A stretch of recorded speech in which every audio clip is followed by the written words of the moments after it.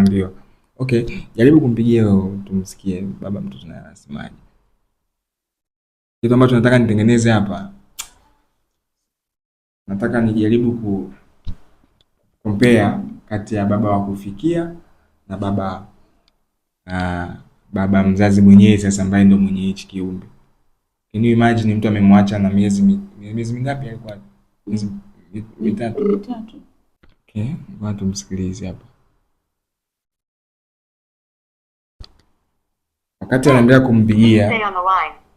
kumpigia baba sasa, ambaye ni baba wa kufikia. Kama unaangalia video mpaka sasa hivi hapa na haujabonyeza subscribe, mtazamaji, utakuwa unanikosea mimi pamoja na cameraman. Naomba usubscribe, lakini pia kama kuna mtu mwingine ambaye ameguswa na story ya bidada hapa, namba yake mimi nitaitoa, au kama utanifuata DM kuweza kumsaidia.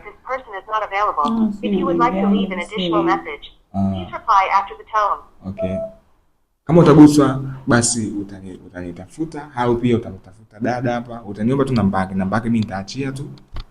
Najua Tanzania wengi wanaweza kusema kwa nini tukutumia wewe namba wakati namba yake simu ipo.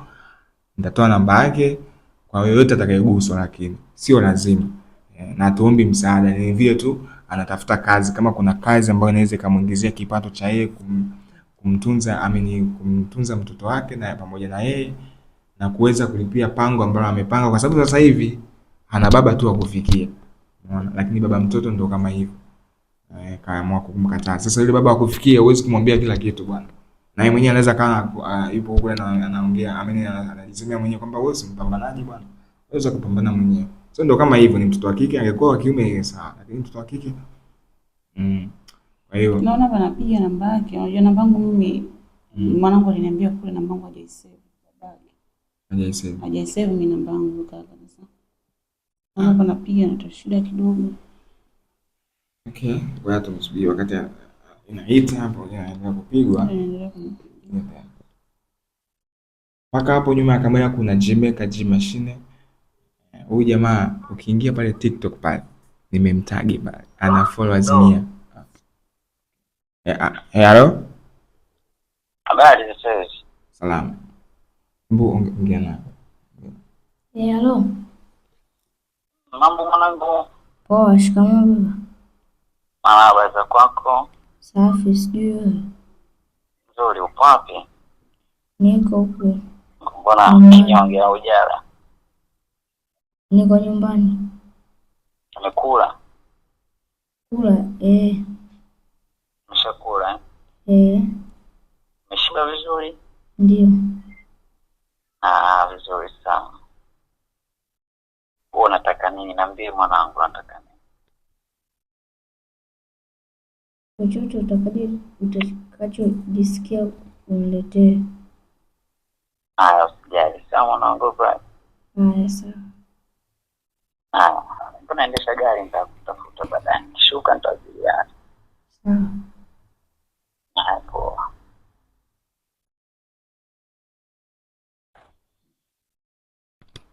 Kama hiyo. Huyo ndo baba yake wa kufikia. Ilia, huyu ni baba wa kufikia, namlea hivi mtoto. Baba mzazi hana habari, hashughuliki na chochote. Yupo tu. Ajui mtoto anafananaje, anafikiri kimo gani. Ajui. Mimi nawaambia tu baba ambao wanaangalia, au wamama, jamani, sisi tuseme tuangalie na wanaume kuzaa nao. Mimi sielewi. Sielewi kabisa. Lakini natamani kuambia baba ambao mnatelekeza mimba, mnakimbia mtoto mpaka kazaliwa, hamna hata habari. Msifanye hiyo kitu jamani. Mtoto ni baraka kutoka kwa Mwenyezi Mungu. Unajua mtoto anayezaliwa atakuja kuwa nani? Muwatunze na kuwalea watoto wenu jamani. Mimi napenda sana kuwashauri hivyo. Na ni mara nyingi hata kama nikiwa nimekaa huwa napenda sana kufikiria na kuwaza hicho kitu. Natamani hata siku moja nikakae hata kwenye mkutano, yani hata wa baba mimi niweze kukaa nao na kuzungumza nao. Wajue thamani ya mtoto ni nini. Leo unamkataa huyu mtoto, umpi huduma yoyote, hujui baadaye atakuja kuwa nani.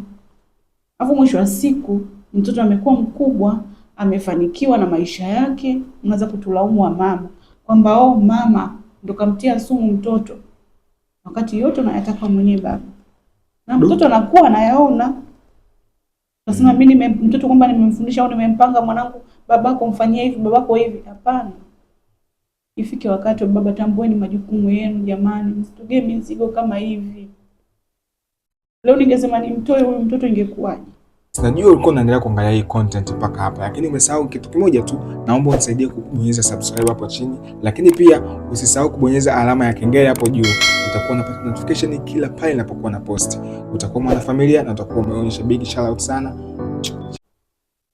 Au wewe baba ambaye wewe ule ambao umemkataa huyu mtoto, unajisikiaje huko ulipo?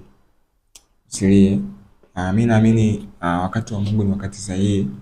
Kwa pengine pia Mungu ana makusudi yake. Ila mimi namshukuru umenipa mtoto. Yaani mimi mtoto kwangu ndo faraja yangu, ndo kila kitu. Uendelea na maisha yako. Ila haya ni maisha na hii ni dunia. Dunia ni ndogo sana. Tutaonana. Ipo siku. Pendeni watoto wenu jamani. Pendeni watoto wenu. Kweli kabisa. Mimi Sarafina Mama Brighton nikupe pole kwanza kwa matatizo ambayo unayapitia, lakini nakuhakikishia kwamba baada ya kuposti hii video ninaamini watazamaji wataguswa na watajitokeza pia ambao wataweza kukusupport. Mimi nitakusupport kidogo ambacho nimejaliwa, lakini pia natamani pia watu wengine wa support kuanzia hapo nitakuwa nimefikia. Mimi ni hayo tu, lakini nakupa pole Brighton, pole sana. Sawa wewe usisikie vibaya, yani wewe endelea tu kumuomba Mungu, shukuru Mungu kwa kila jambo. Kila jambo bwana najua mipango ya Mungu haina makosa. Umeona? Mungu huwezi jua anakupangia kitu gani mbele. Na wanasemaga wakati wa Mungu ni wakati sahihi sana. Mungu anaona venye mnapitia, kwa pia yeye wenga anakupangia fungu lako kwa mbele. Usikate tamaa, kama ni kusoma, unasoma. Wewe kaza kwenye masomo yako. Wala usifikirie sui baba sui anipendi. Pengine anakuwa anakupenda baba yako, lakini labda matatizo hapa na pale anashindwa kumudu, labda sijajua, siwezi kumwongelea vibaya kwa sababu ndio kama hivyo tumempigia nasema dakika 5. Kwa hiyo mtazamaji bwana, dakika 5 nakwambia hata sasa hivi uchukue simu upige apokee. Apokee simu. Hapokei simu, yani hiyo ndio imetoka. Na sio yeye muda mwingine akae nipigie, mimi ndo nimtafute yeye. Labda anasema kwa jasiri. Kwa yani hapo kukupigia na kwa ni mtihani. Ni mtihani. Ananipigiaje mimi? Mimi ni nani kwake mpaka nipigie? Mtazamaji mpaka hapo sitakuwa na la ziada, lakini kikubwa ni kwamba naombeni Watanzania wote ambao mmeguswa na hii swala tumsupport kwa kidogo chetu ambacho tupo nacho, na tukamsupport mama hata akapata kazi ya kufanya hapa. Hiyo mimi nipate kazi tu, yani nikipata kazi itakuwa imeniokoa pakubwa sana. Najua naweza nikalipa kodi, nikalipa umeme, mtoto wangu mahitaji yake ya shule. Hiyo niweze kumsaidia mwenzangu. Kodi shilingi ngapi labda? Mimi nalipa 40,000 kodi na kwa mwezi 40,000. Kwa mwezi 40,000. Umeona, muda mwingine kodi ni shida sana kulipa kwa sababu ana majukumu mengi sana. Na ulikuwa na biashara hapo nyuma labda ambayo biashara nilikuwa nafanya, kuna siku nilikuwa nauza matunda juice. Lakini sasa kutokana na hali ya mvua kama hivi, biashara zimekuwa ngumu sana. Na hata friji ambayo nilikuwa nalitumia sio la kwangu. Yaani mimi naenda stereo kule na nanunua matunda na sagisha huko. Na naenda sehemu kule ambapo wanakaa watoto wangu, watoto wa dada yangu. Najaza juice katika chupa naweka kwenye friji, lakini umeme lazima nichangie. Lazima nichangie umeme, umeona. Lakini ndio hivyo. Biashara ngumu na hizi mvua sasa hivi. Hamna kitu. Hamna kabisa. Na hata katika ile ninapokuwa nafanya pale biashara pia hatutakiwi pale. Hatutakiwi kabisa. Hatutakiwi kabisa pale. Bado pia serikali inataka kuwaondoa. Yaani tena tumeshaondolewa kwa pale, hatutakiwi tena. Sasa kwa mimi naomba tu atakayeguswa jamani anisaidie niweze kupata kazi. ili waweze kunisaidia. Sinione hivyo bali nimevaa kaka wigi jamani. Nimepaka sijui rangi. Ni yani umaridadi unaficha umaskini. Kweli. Kama hivyo. Basi sawa, mimi naamini Watanzania ni watu wema sana. Ni watu ambao wanaonyesha utu na roho nzuri sana. Kwa hiyo naamini 95% wengi wataguswa na hili, kwa sababu naamini wengi sana wanapitia ya maisha. Kwa hiyo watakusupport kwa namna moja ama nyingine, watakusupport. Kwa kuanzia sasa hivi tegemea support kutoka kwa watu from back. Watu back watakusupport na nini.